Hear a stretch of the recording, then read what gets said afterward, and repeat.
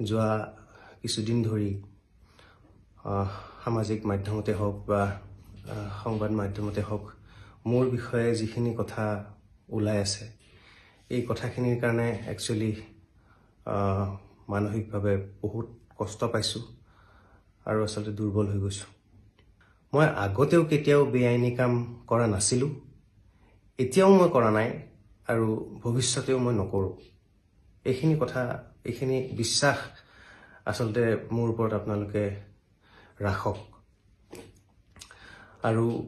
আৰু এটা কথা ওলাই আছে যে মোৰ কিবা গাড়ী বা মোৰ সম্পত্তি কিবা উপহাৰ পোৱা বুলি। যে এইটো কথা আসলতে নহয়। মোৰ যত সামান্য যথা শক্তিৰে যি মই আৰ্জন কৰো সেইখিনিৰে মই বহুত কষ্ট কৰি মোৰ গাড়ী বা মই থকা ঘৰটো মই ক্ৰয় কৰিছো আৰু সেয়া লোনতে ক্ৰয় কৰিছো মই। সেয়া লোন এতিয়াও চলি আছে। গতিকে এই বিশ্বাসটো যাতে ৰাখক আৰু মোৰ এইবিলাক যাতে বেলেগ কথাত আপোনালোকে বিশ্বাস নকৰে।